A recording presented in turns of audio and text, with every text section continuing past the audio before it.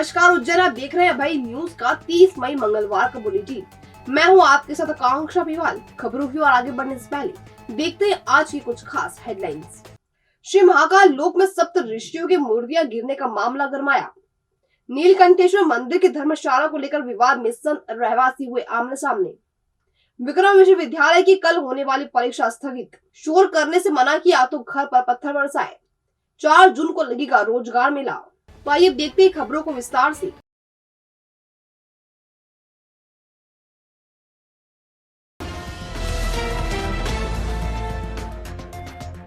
रविवार को आंधी और बारिश के चलते महाकाल लोक में लगी सप्त ऋषि की 6 मूर्तियां धराशायी हो गई थी। इसके बाद देश भर में महाकाल लोक में भ्रष्टाचार को लेकर चर्चाओं का दौर शुरू हो गया। वहीं प्रदेश की सियासत भी गर्मा गई। कांग्रेस लगातार शिवराज सरकार पर हमला बोल रही है। पिछले 2 दिनों से जारी विरोध के बाद पूर्व सीएम एवं प्रदेश कांग्रेस अध्यक्ष कमलनाथ जी ने कांग्रेस नेताओं की 7 सदस्यीय समिति बनाकर महाकाल लोक भेजा है।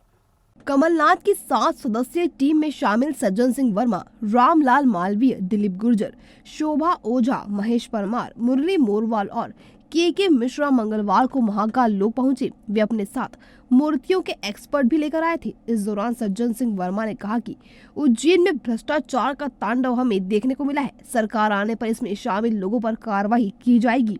टीम के साथ इंदौर से आए मूर्ति विशेषज्ञ सुनील गुर्जर ने बताया कि मूर्तियों के निर्माण में कई खामियां हैं। वहीं इसकी लागत भी ज्यादा बताई जा रही है। जांच समिति 1 सप्ताह के अंदर अपनी रिपोर्ट प्रदेश हाई कमान और राष्ट्रीय अध्यक्ष मल्लिकार्जुन खड़गे को सौंपेंगी। देखिए, हमारे साथ मूर्ति के स्पेशलिस्ट भी आए हैं, सुंदर गुर्जर जी और रिंकू भाई।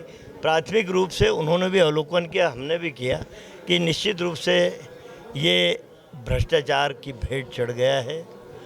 जिस मोटाई की धातु का इस्तेमाल किया जाना था, जिस वस्तु का इस्तेमाल किया जाना था, उसका 2% मैं समझूँ कि मान लो 100% होना था तो ये 25% लेयर लगाई गई है उसमें, और टेक्निकली बिल्कुल फिट नहीं थी। ताबड़तोड़ में इनको लगा के अपना महिमा मंडन शिवराज करवाना चाहते थे। नरेंद्र मोदी जी को यहाँ लागे ताकि उनके नंबर बढ़ सके, ताबड़तोड़ उद्घाटन कराना था। इसलिए ये इस तरह का भ्रष्टाचार यहाँ पे किया गया। अच्छा हुआ भगवान कोई कैजुअलिटी नहीं हुई। हाँ, इसमें शुरू से भ्रष्टाचार मेरे को दिख रहा है। टूटने के बाद तो आप लोगों को भी दिख ही रहा है। तो मैं शुरू करूँगा कि जब मूर्ति बनती है तो जब हम मिट्टी में इसकी मूर्ति बनाते हैं, उसके बाद में इसकी डाई कास्टिंग होती है। डाई के बाद अप्रूवल होता है सरकारी अधिकारी का कि भैया ये मटेरियल सही है। अगर आपको मटेरियल की जानकारी नहीं तो आप उसका लैब टेस्ट करवाएं। ये हम फ्रीडम देते हैं अधिकारी को कि आपको अगर शंका है हम पे कि हमने गलत मटेरियल इस्तेमाल किया तो आप लैब में जाके उसकी जाँच करवा सकते हैं। पर यहाँ ऐसा कुछ नहीं करा। सरकारी अधिकारियों ने अपने स्तर पर पास कर दिया और उसका नतीजा आज हमारे सामने है कि वो एक हवा के झोंके में मूर्तियाँ नीचे गिर गई। चिमनगंज थाना क्षेत्र स्थित अमन नगर में बदमाशों ने रविवार सोमवार की दरमियानी रात ऐसा तांडव मचाया कि रहवासी सहम गए। बदमाशों को शोर करने से मना करना इस कदर नागवार गुजरा कि उन्होंने एक घर पर जमकर पथराव किया, जिससे घर के शीशे और मीटर तहस नहस हो गया। आधी रात को हुई इस घटना का सीसीटीवी फुटेज भी सामने आया है। आइए एक नजर डालते हैं उस वीडियो पर। दरअसल चिमनगंज थाना क्षेत्र के अमन नगर में ओम प्रकाश पिता रामचंद्र रायकवाड़ रहते हैं। 28 एवं 29 मई की दरमियानी रात 12 बजे ओम प्रकाश के पड़ोसी सुमित पिता शंकर सोलंकी के घर उसके कुछ दोस्त आए थे। सभी ओम प्रकाश के घर के बाहर शोर मचा रहे थे। ओम प्रकाश ने उन्हें शोर करने से मना किया तो युवक विवाद करने लगे। देखते ही देखते युवक इतने उग्र हो गए कि उन्होंने ओम प्रकाश के घर पर पथराव शुरू कर दिया, जिससे खिड़की के कांच टूट गए और घर के बाहर लगा मीटर भी फूट गया। फरियादी ने चिमनगंज थाने में शिकायत दर्ज करवाई है। पुलिस बदमाशों की तलाश कर रही है। पड़ोस में आए थे, पड़ोसी मतलब दोस्त थे, उसके घर पे आए थे, उसको छोड़ दिया। फिर ये हमारे घर के यहाँ चिल्ला चोट करने लग गए, रुके मतलब ये खाए में थे ये। फिर मैंने उनको वहाँ से जाने का बोला, इतने में भड़क गए, वहाँ से फिर चले गए। उसके बाद आए 4-5-6 मतलब 6-7 जने थे, तो डायरेक्ट ने तोड़फोड़ चालू कर दी। क्या क्या नुकसान हुआ आपका, क्या क्या फूटा? सर हमारा एक तो मीटर तोड़ दिया, लाइट बंद है। उसके बाद एक हमारा दरवाज़ा तोड़ दिया, खिड़की तोड़ दी। अच्छा, मतलब जैसे अब बाहर अगर दरवाज़ा खोलते तो और भी नुकसान हो जाता, क्योंकि हथियार भी थे उनके पास। अच्छा, कौन है युवक पास में जो क्या करता है? ये उसके दोस्त है, सुमित का दोस्त है।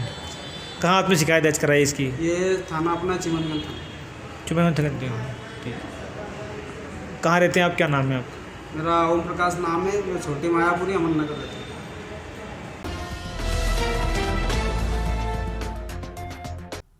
नीलगंगा क्षेत्र से श्री पंचदशनाम जूना अखाड़ा के संतों और क्षेत्रीय रहवासियों के बीच मंगलवार को जमकर विवाद हो गया। धर्मशाला पर अखाड़े का बोर्ड लगाने से भड़के क्षेत्रवासियों ने मंदिर और आसपास के निर्माण पर अपना हक जताया, तो अखाड़े के संतों ने भी इसे अपनी खरीदी हुई संपत्ति बताया।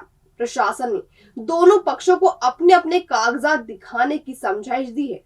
मंगलवार को गंगा दशहरा पर्व के दौरान श्री पंचदशनाम जूना अखाड़े के पास बनी नीलकंठेश्वर महादेव मंदिर की धर्मशाला पर बोर्ड क्या लगा, पूरा सीन ही बदल गया। जहां कुछ देर पहले धर्म के नारे लगाए जा रहे थे, बोर्ड लगते ही वहां शोर गूंजने लगा। धर्मशाला से जुड़े दल्लू पहलवान सहित क्षेत्रवासी विरोध में उतर आए। रहवासियों का कहना था कि पिछले कई वर्षों से वह चंदा कर धर्मशाला का निर्माण कर रहे हैं, जिस पर अखाड़े ने जबरन कब्जा कर लिया है। इधर अखिल भारतीय अखाड़ा परिषद के महामंत्री और श्री पंचदशनाम जूना अखाड़ा के मुख्य संरक्षक हरिगिरी जी महाराज ने अखाड़े के आसपास की जमीन पर अपना आधिपत्य होना बताया है।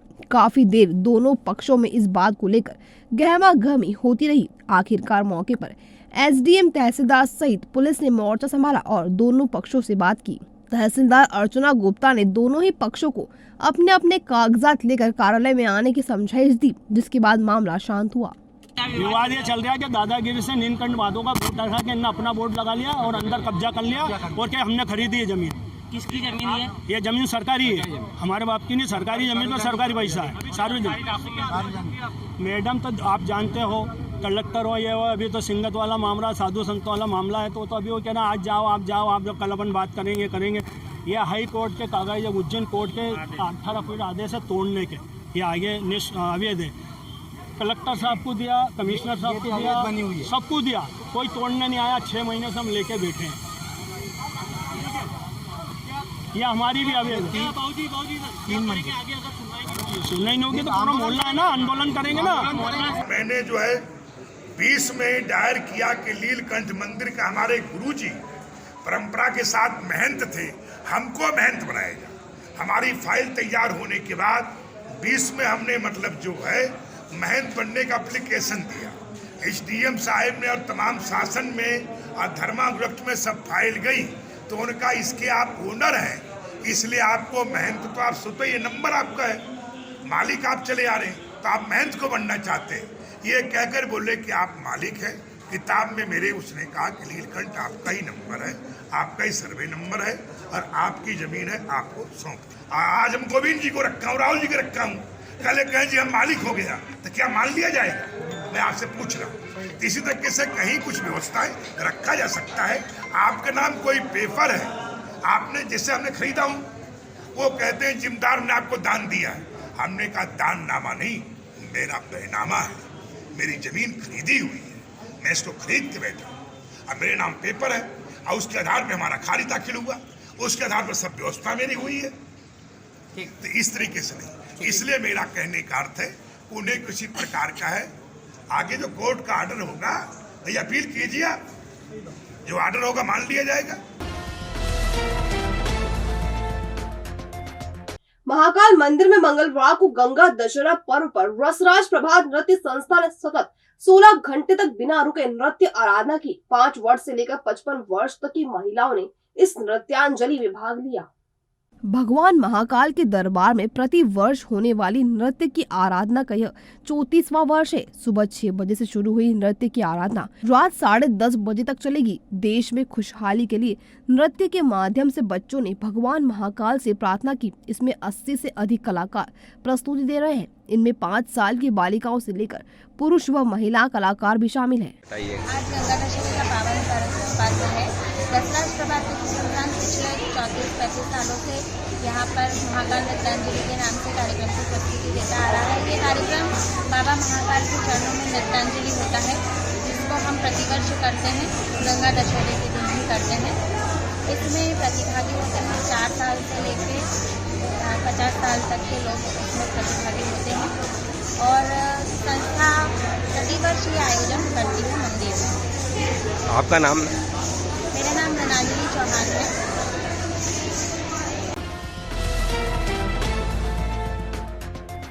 महालोक ढाबा, उज्जैन की वो शान जिसका हर जुबान पर है नाम। 100% pure veg food family restaurant. यहाँ पर है पारिवारिक वातावरण, बच्चों के खेलने के लिए पार्क और झूले, तो आप आराम से उठा सकेंगे खाने का लुत्फ। सुबह नाश्ते में पोहा, जलेबी, मालवा के व्यंजन से लेकर रात के खाने तक। गाड़ियों के लिए बिग पार्किंग एरिया और प्रोफेशनल स्टाफ जो बनाया आपकी आउटिंग को खास। साथ ही है 500 लोगों की स्पेस वाला बर्थडे पार्टी और कॉन्फ्रेंस हॉल। तो आज ही पधारे महालोक ढाबा, शनि मंदिर से कुछ ही दूरी पर, इंदौर रोड, उज्जैन।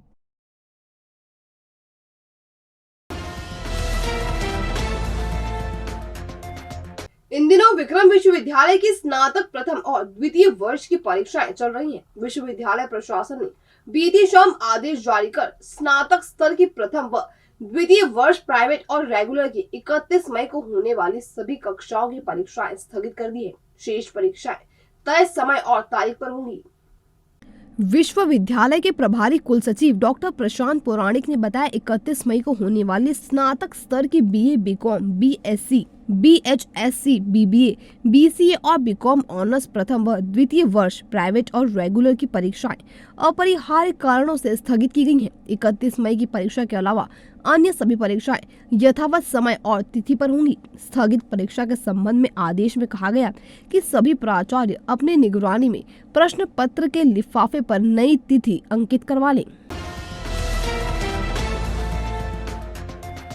शहर के व्यस्ततम क्षेत्रों में से एक तीन बत्ती चौराहे पर पुरानी बिल्डिंग पर लगा होर्डिंग बड़े हादसे को न्योता दे रहा है। यदि जल्द ही होर्डिंग को नहीं हटाया गया तो बुनियादी रूप से कमजोर हो चुका यह होर्डिंग किसी भी वक्त धराशायी हो सकता है। क्षेत्रवासियों ने नगर निगम को इसकी शिकायत भी की है।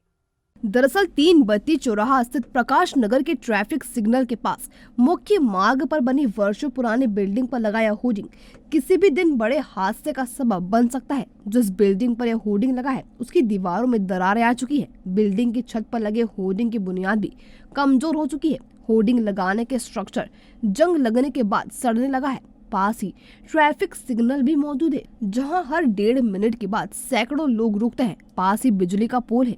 यदि किसी दिन हवा के कारण यह होर्डिंग जमीन पर गिरा तो लोगों के लिए जानलेवा साबित हो सकता है। प्रकाश नगर के रहवासियों ने इसकी नगर निगम में कई बार शिकायतें भी की है, लेकिन अब तक उनकी सुनवाई नहीं हुई। जानकारी के अनुसार यह होर्डिंग बलसारा कंपनी का है और बिल्डिंग मालिक का नाम प्रमोद काकरिया बताया जा रहा है। ये होर्डिंग करीब 15 से 20 साल पुराना लगा हुआ बलसारा कंपनी ने लगवाया था और उस कारण से वो पूरी बिल्डिंग जर्जर हो गई है। हिलता है जब भी तेज हवा चलती है और नीचे ट्रैफिक पॉइंट है और लाइट की भी तार हैं उसमें बड़े हेवी केवी के। तो कभी भी मुझे ऐसा लगता है कि कभी भी ये पब्लिक के ऊपर गिर सकता है और जनहानि हो सकती है।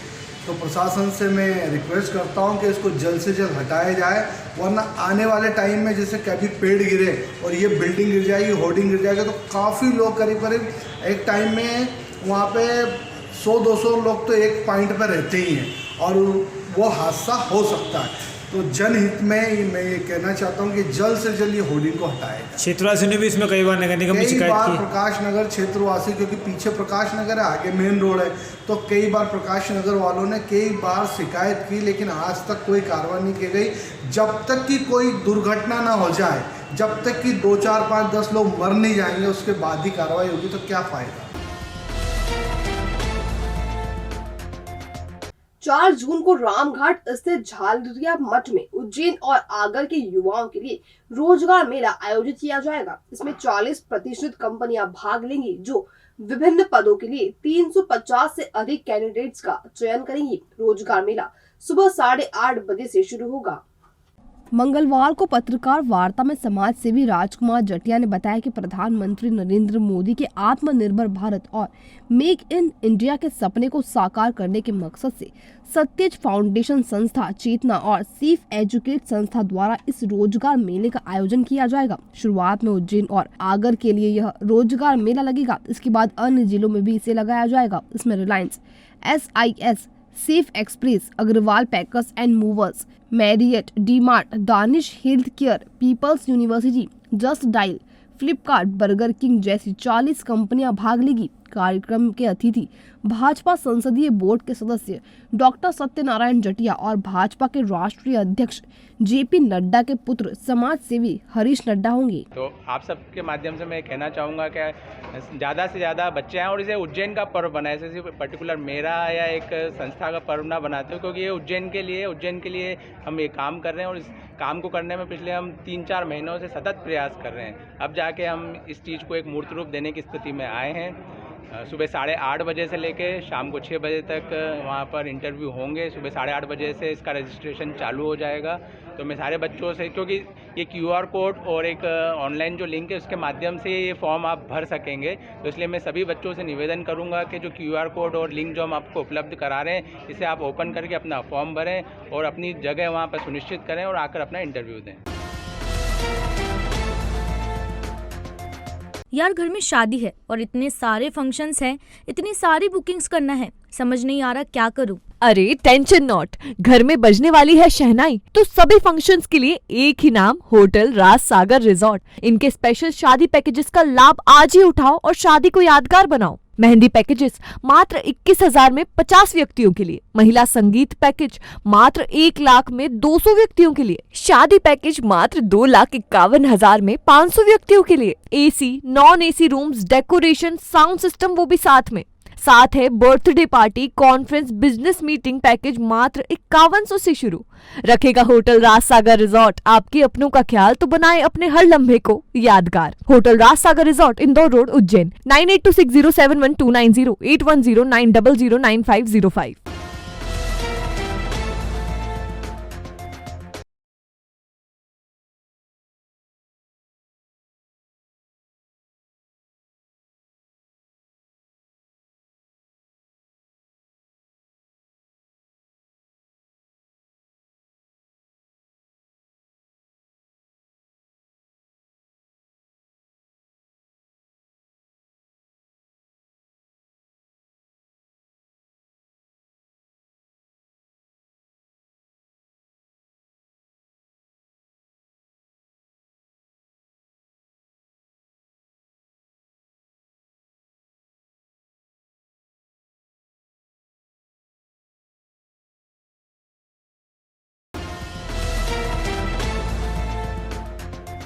भविष्य की चिंता छोड़ो, पंडित गोविंद गुरु से नाता जोड़ो। ना कोई पैसा ना कोई फीस, बस लीजिए गुरु जी का आशीष। आज ही जाने अपनी हर समस्या का समाधान। संपर्क करें 9827030415 या 9302230415। हमारा पता 8 अलगदाम कॉलोनी, सावे रोड, उज्जैन।